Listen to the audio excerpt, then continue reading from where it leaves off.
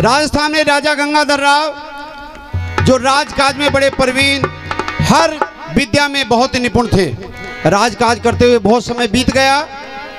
एक दिन उनकी इच्छा हुई कि हम शिकार करने जाएं।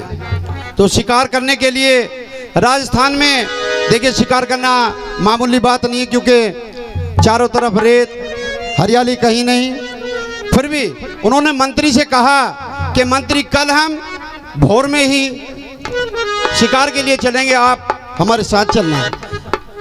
राजा की आज्ञा को मंत्री ने शिरोधार्य किया और सुबह होने पर राजा मंत्री के साथ शिकार खेलने के लिए निकल जाते हैं। शिकार करते करते कुछ दूरी पर पहुंच गए और समय लगभग दोपहर का हो गया। जब काफी समय हो गया तो राजा को प्यास लगी। राजा मंत्री से कहने लगे, महाराज मंत्री सुनो, एक बात हम तुमसे बताते हैं। कह लगे क्या? कि आज हमें बहुत तेज प्यास लगी है। देखिए 10 रुपए हमारे एक माता जी दे के गई हैं बाबा के जगराते में, कि हमें प्यास लगी है, कहीं पानी की व्यवस्था कीजिए, पानी का इंतजाम हो तो पानी लाएं। मंत्री कहने लगा, महाराज ये राजस्थान है, चारों तरफ रेत ही रेत है, यहाँ पानी कहाँ से आया इस राजस्थान में? कहने लगे पर तो इस प्रकार से हम बड़ा मुश्किल हो जाएगा। कहने लगे सुनो, मंत्री बताते हैं कि जहां भी हरियाली होगी, पेड़ पौधे होंगे, वहां पानी का साधन जरूर होगा, ऐसा मानना है और है भी सत्य ये। उन्होंने कहा ठीक है, तो एक तरफ मैं देखता हूं और एक तरफ तुम देखिए। इस प्रकार से तो इसी प्रकार से दोनों, मंत्री एक तरफ देखने लगा और राजा एक तरफ देखने लगे। जब वो देखने लगे तो कुछ दूरी पे राजा की नजर पड़ती है कि कहीं पेड़ खड़े हुए हैं, पेड़ क्या पक्षी उड़ रहे हैं। तो पक्षी उड़ रहे हैं तो उन्होंने कहा, महाराज मंत्री सुनो, जहां पर ये पक्षी उड़ रहे हैं वहां पानी का साधन जरूर होगा। कहने लगे अच्छा चलिए उधर ही चलते हैं।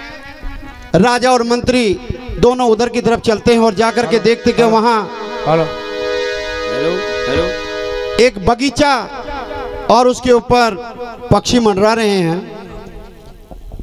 थोड़ा उनके मन में खुशी सी उत्पन्न हुई कि शायद जरूर पानी का साधन या कोई ना कोई ऐसे स्रोत जरूर मिलेगा।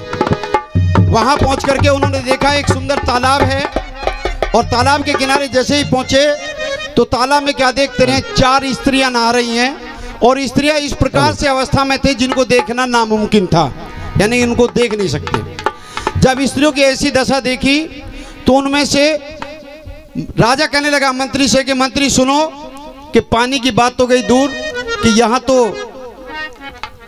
स्थिति कुछ और है। कहने लगे फिर महाराज बताइए क्या करें? कि चुप बैठ जाइए। और चुप बैठ करके राजा के मन में एक ख्याल आया कि इनको इस बात का सबक दिया जाए ताकि ऐसा फिर कभी कोई ना करे। उन्होंने एक स्त्री के उनमें से कपड़े चुरा लिए और दूर जाकर के बैठ गए। उनमें से 3 स्त्रियां नहा धो करके बाहर निकली और अपने कपड़े पहन करके बाहर, परंतु चौथी स्त्री के जब कपड़े नहीं थे, ये 100 रुपए हमारे बाबा जी के जगराते में दे रहे हैं, महाराज इनके खूब आमदनी में वृद्धि करे, परिवार में सुख शांति पैदा करे। तो कहने लगे फिर तो इसी प्रकार से तीनों स्त्रियां कहने लगी कि जो भी, जब चौथी के कपड़े नहीं मिले तो पानी में रही और तीनों स्त्रियां कहने लगी वो कि जो भी हमारी इस बहन के कपड़े ले गया है वो हमारे सामने आए, जो भी उसे कहना हमसे आकर के वैसा ही होगा। राजा और मंत्री दोनों सामने आ गए। राजा से पूछ रहा उन्होंने कि आप कौन हैं? उन्होंने कहा मैं राजस्थान का राजा गंगाधर राव हूं। कि आपने हमारे कपड़े चुराए? कि हाँ। क्यों? क्योंकि स्त्रियों को इस प्रकार से स्नान करना शोभा नहीं देता। कहने लगे अच्छा, क्या आप हमें नहीं जानते? कि नहीं। कि हम इंद्र के अखाड़े की अप्सरा हैं, जिसमें अप्सरा मेनका उर्वशी और एक का मंदाकिनी नाम था। वो छोटी वाली जो थी जिसके कपड़े चुराए थे उसका नाम था मंदाकिनी। कहने लगी देखो आप हमारे इस बहन के कपड़े दे दीजिए, वरना आप के साथ कुछ हो सकता है, यानी कि वार्तालाप में इसी प्रकार से बात चलती है। तो राजा कहते हैं कि कपड़े दे दूंगा, हमारी एक शर्त है। कि बोलिए कि आपको ये छोटी अप्सरा जिसके कपड़े हैं मंदाकिनी, इसको हमें देना पड़ेगा।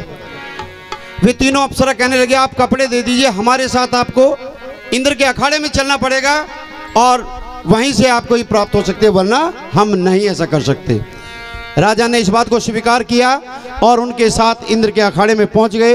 वहां जाकर इंद्र से सब बातें बताई गई और इंद्र से वार्तालाप होने पर इंद्र ने उनकी परीक्षा लेना चाहा। हर प्रकार से नाचना गाना धनुष बाण विद्या जो भी जिस प्रकार से भी इंद्र की समझ में आया, वे सब में प्रवीण हुए, निपुण हुए। राजा इंद्र ने उनसे खुश होकर के कहा महाराज जो भी आप मांगना चाहते हैं मांगिए। राजा ने कहा कि ये जी छोटी आपकी अप्सरा इसको हमें दे दीजिए। राजा इंद्र ने खुश होकर के राजा गंगाधर राव को मंदाकिनी को दे दिया। राजा मंदाकिनी को लेकर अपने देश वापस आ गए। वहां करके उनके 3 बेटे हुए, एक चंदर, इंदर, कलंदर। चंदर ने चित्तौड़ बसाया, इंदर ने इंदौर बसाया और कलंदर ने राजस्थान। ऐसा जैसा सुना है आपके सामने भी बताया। बताते इसी प्रकार से राजकाज चलता रहा। राजस्थान में थोड़ा आप कथा का सेवा की तरफ चलते हुए बताते हैं कि इसी प्रकार से आगे जब हम पहुंचते हैं तो राजस्थान में चूरू जिले में राजा उमरसेन का राज हुआ करता था। राजा उमरसेन एक अच्छे जो चौहान वंश से संबंध रखते हैं, ठाकुर वंश कह दीजिए। तो इसी प्रकार उनके 2 बेटे होते हैं, एक का नाम जेवर और एक का नाम नेवर। जेवर बड़े थे और नेवर छोटे थे। बड़े लाड़ प्यार से उनको पाला पोसा पढ़ाया लिखाया, धनुष बाण विद्या आदि में प्रवीण किए। धीरे धीरे जब शादी के योग हुए तो उनकी शादी सिरसा पाटन राजा कंवरपाल की लड़कियों से कर ली जाती है।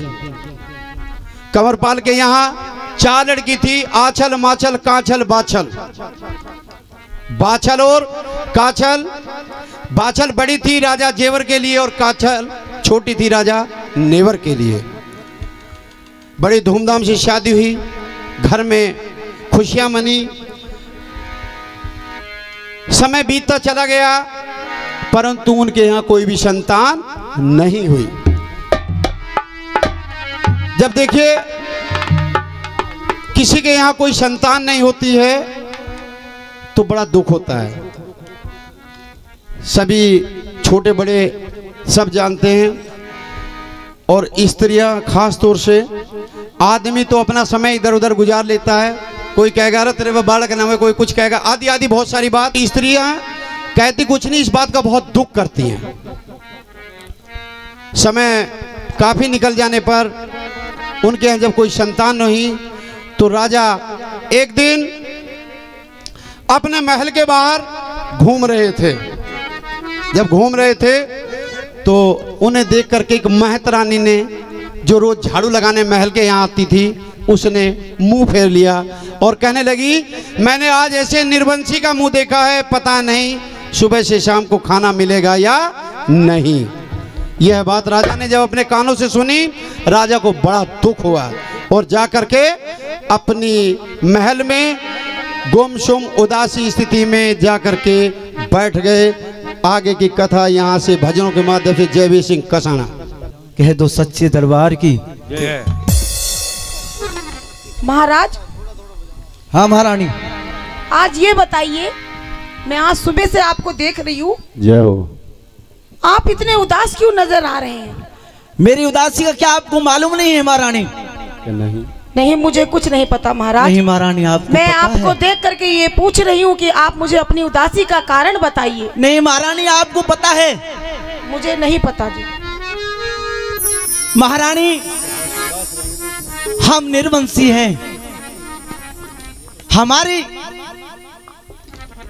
सूरत देखने से भी लोग अपना मुंह फेर लेते हैं। एक मेहतरानी जो हमारे यहाँ झाड़ू मारने के लिए महारानी आती थी, उसने मुझे निर्वंशी कहकर के ललकार दिया कि पता नहीं आज रोटी मिलेंगी नहीं मिलेंगी। तो महाराज जब आप ऐसा सोचेंगे तो मेरा क्या होगा? नहीं महारानी, हम इन महलों में रहने लायक नहीं हैं। क्यों? नहीं नहीं महाराज, ऐसे मत बोलिए। नहीं महारानी, और अगर आप ही उदास रहेंगे तो हमारा इस महलों में क्या फायदा रहने का? महाराज, अपनी उदासी का कारण मुझे बताइए। ठीक है, सुन लीजिए।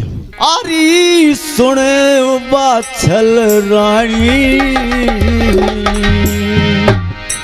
अरे सुन बाछल रानी, तन पहलू भाषा मेरा माए। अरे सुन बाछल रानी, तन पहलू भाषा मेरा माए। अरे सुन बाछल रानी, तन पहलू भाषा मेरा माए। पहलू भाषा मेरा माए। अरे सुन बाछल रानी, तन पहलू भाषा मेरा माए। अरे सुन बाछल रानी, तन पहलू भाषा मेरा माए।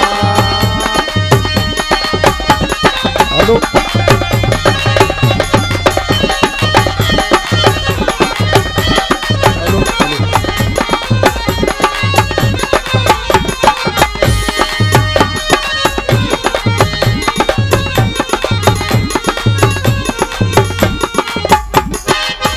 और मेहतरानी ने ताना मारा, ये जी मुझे निर्वंशी कह ललकारा। मुझे निर्वंशी कह ललकारा। अरे अदबर में धारा, कैसे उतरे परले पारे। अरे सुन बाछल रानी, तन पहलू भाषा मेरा माए। अरे सुन बाछल रानी, तन पहलू भाषा मेरा माए।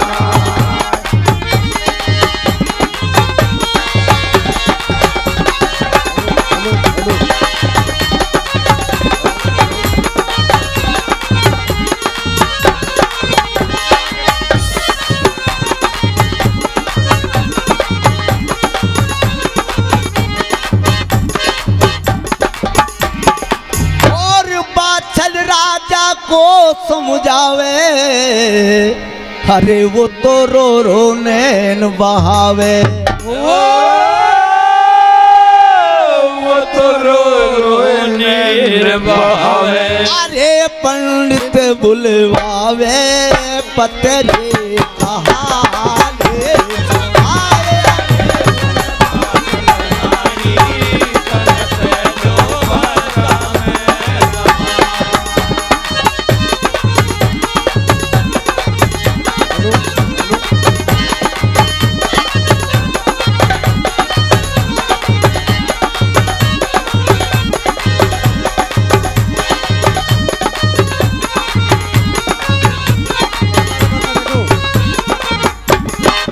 तो बताया, बाछल रानी पंडितों को बुला लेती है और पंडितों को बुला करके पत्रा दिखवाया तो पंडितों ने कह दिया कि बस तुम्हारे नसीब में संतान है ही नहीं।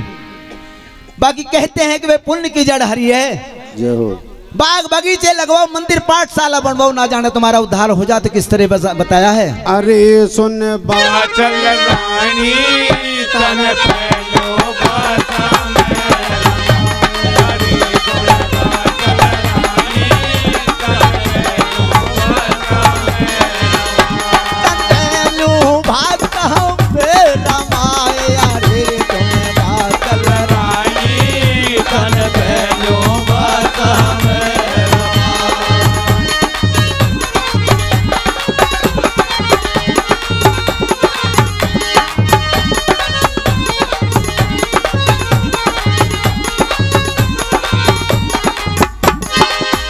और बाग बगीचे लगवाओ, ये जी मंदिर पाठशाला बनवाओ। मंदिर पाठशाला बनवाओ। अरे सुरो याग कराओ, हो जा जठारा।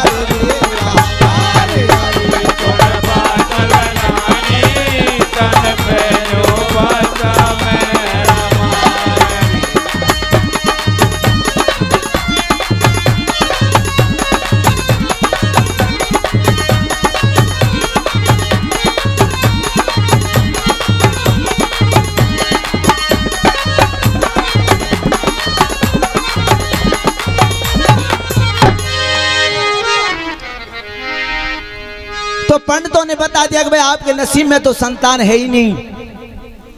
बाकी कहते हैं कि भाई पुण्य की जड़ हरी होती है। तो राजा देवर ने बाग बगीचे लगवा दिए, यज्ञ शुरू करवा दी। उधर नारद और शनि ने आकर के बताया कि भाई गुरु गोरखनाथ की सेवा धाओ, एक न एक दिन आकर के वो तुम्हें पुत्र का वरदान जरूर देंगे। तो माता बाछल गुरु गोरखनाथ की सेवा में लग जाती है और राजा देवर अपने तप करने के लिए चले जाते हैं। और आगे किस तरह से बताया है और किस तरह से माता बाछल सेवा करती हुई गुरु गोरखनाथ को ताने मारती है और क्या कहती है, क्या बताया है इस वजह।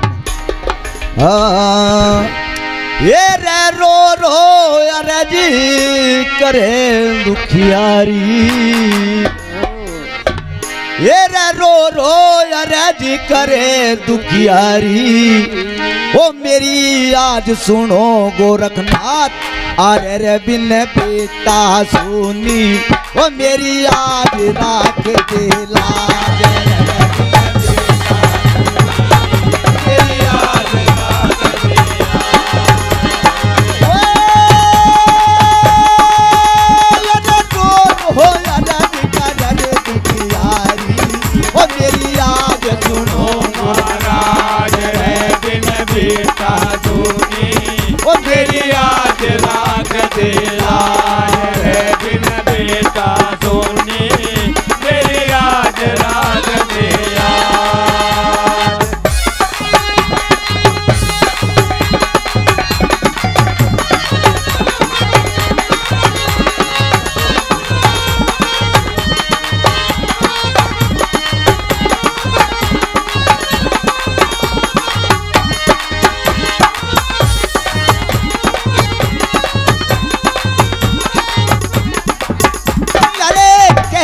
सबर करूँ रे बिन बेटा।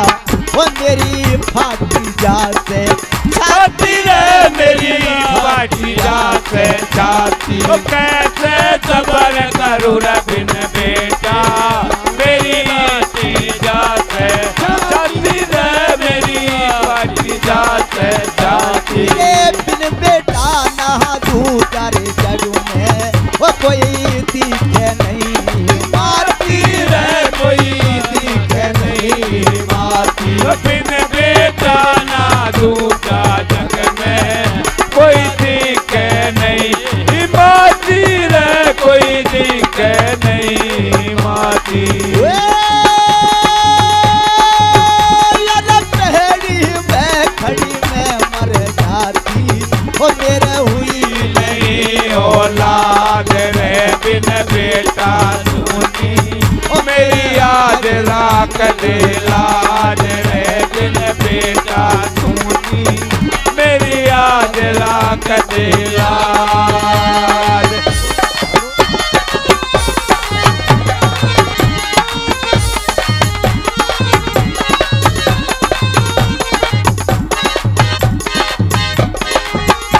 अरे वही का त्योहार बाबाजी, वो सबे घर घर खुशी मनावे रे, सबे घर खुशी मनावे।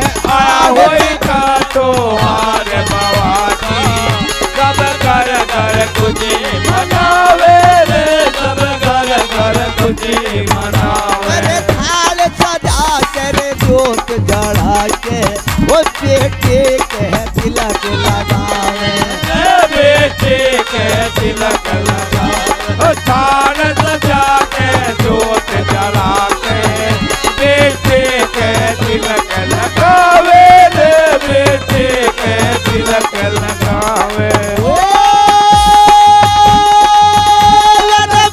बेड़ी पर खड़ी लगाओ, मेरे औलाद रे बिन बेटा सुनी। मेरी आज राख दे लाज रे बिन बेटा सुनी। मेरी आज राख दे लाज।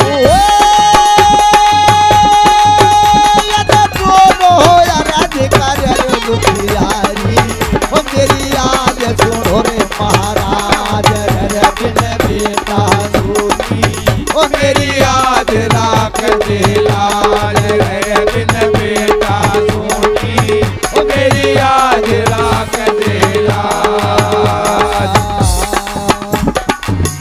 तो बताया माता बाछल को इसी तरह से सेवा करते करते काफी समय लंबा गुजर गया। बस रख दो। उधर गुरु गोरखनाथ का डेरा गंगा के किनारे पहुंच जाता है और जाकर के ओगरनाथ को जल लेने के लिए भेज दिया कि जाओ भाई गंगा माँ से जल लेकर के आओ।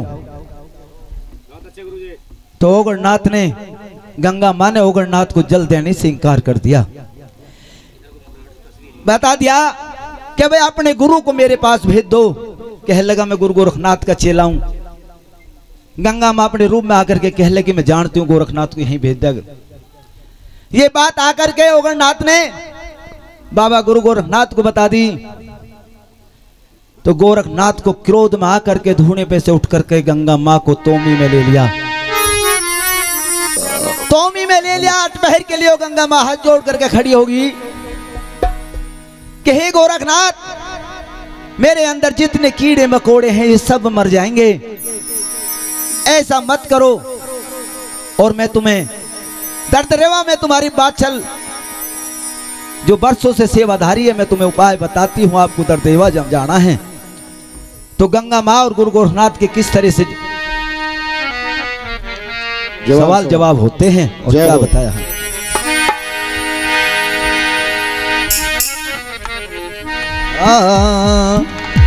अरे गंगा ले ली है तोमी में, वे रे गंगा ले ली है तोमी में। अरे लई तन पे भसा मेरा माय, अरे रे गुरु गोरख बैठे सब दीद रहे घबराए। रे गुरु गोरख बैठे सब दीद रहे घबराए।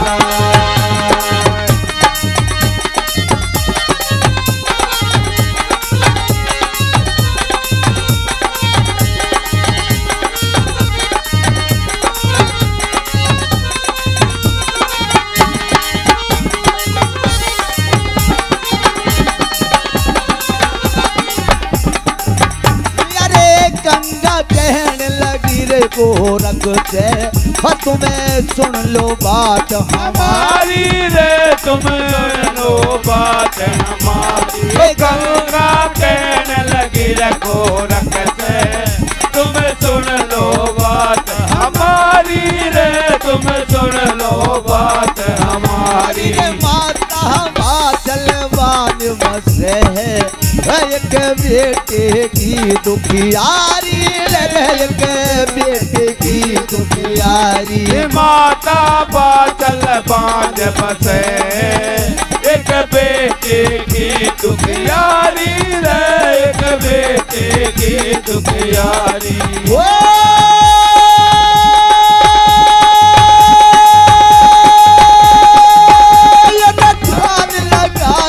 सुन लो रे मारी, अब मत नहलाओ। रे गुरु गोरख बैठे सब जीव रहे घबराए। रे गुरु गोरख बैठे सब जीव रहे घबराए।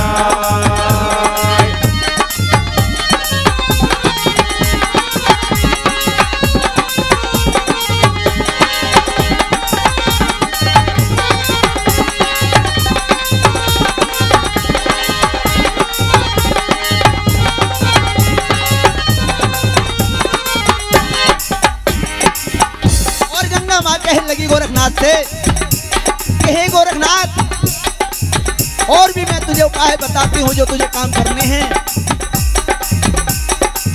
कि काली पे लोग जो भेंट चढ़ाते हैं, काली पे भेंट नहीं चढ़नी चाहिए। गोरखनाथ से 3 वचन ले लेती है गंगा मार, क्या बता रही है।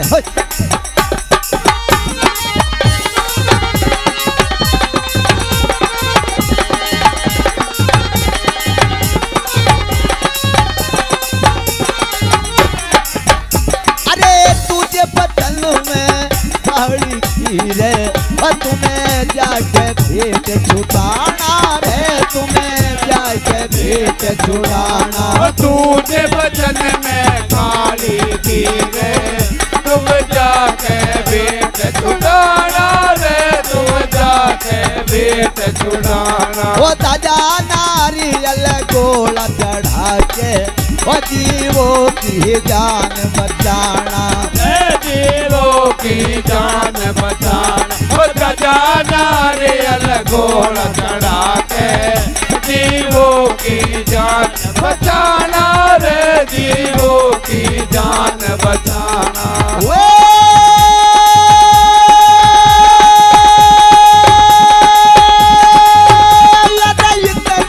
बात सुनी रे गोरख ने फिर लगा इस वर में ध्यान रे, गुरु गोरख बैठे सब जीव रहे घबराए रे, गुरु गोरख बैठे सब जीव रहे घबराए।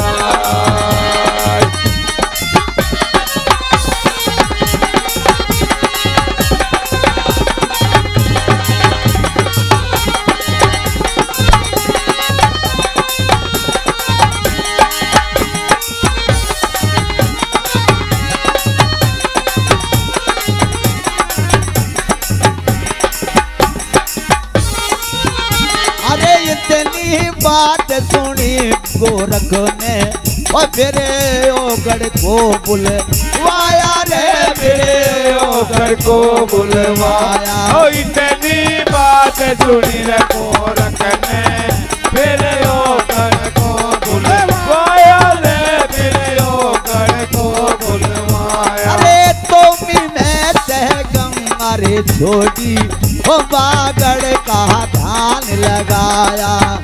बागड़ का ध्यान लगाया। तो में ते गंगा छोटी बागड़ का ध्यान लगाया रे, बागड़ का ध्यान लगाया।